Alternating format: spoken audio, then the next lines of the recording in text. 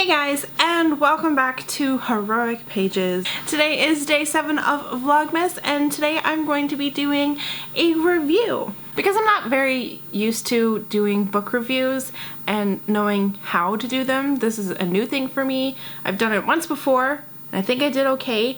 I can't guarantee that this is going to be a spoiler-free review.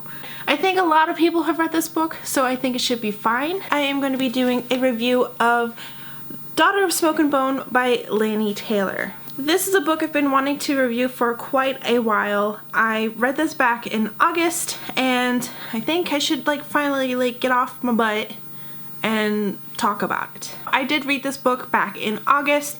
I'm still a little fuzzy on some of the details, but I actually just watched a review, someone else's review on this book or this series, and so it jogged some things. So this book is about an art student. Her name is Karou.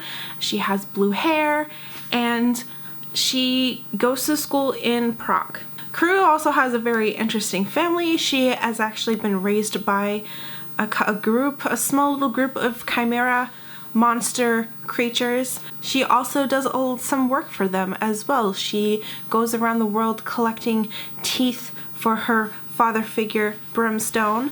It seems like Karou has a very interesting life. I was generally okay with the first 130 pages or so. I was really enjoying the story of the way it was going, introducing Karou, the world that she lives in, her secret world on the side.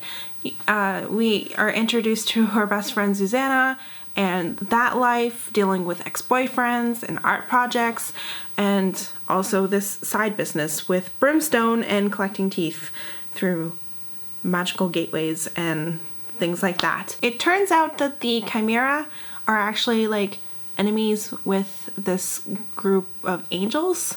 I want to say angel-like creatures, and they've been warring for a while. And a couple of these angels have been marking the doorways that Karou used for travel between Brimstone's office workshop and the human world, and it gets severed, and Karou has been forcefully stuck in the mortal world because she's a human person, and she meets this angel person named Akiva, and it's just what is going on with life? After Karou gets severed from her family and that world, she really just drops life and settles on trying to figure a way back and a way to open those portals again. And she hunts down people she knows that have dealt with Brimstone that have teeth, which are also wishes. Did not explain that at all. And she encounters Akiva once again, and he's intrigued with her because somehow he feels like he knows her, and he's got these feelings for her. It's kind of insta-lovey, but yeah, so I was a little wary with that. A lot of the rest of the book is I felt it was a lot of info dumpy with backstory. It goes into Akiva's story. Akiva really goes against his nature of his, fellow comrades, his fellow people, and he talks about the story about how he fell in love with a chimera that saved his life, and unfortunately she was killed. We go into that story. Somehow that chimera is Karou. She's been remade. The thing about chimera is that in this war they die and they can be remade again because their soul lingers.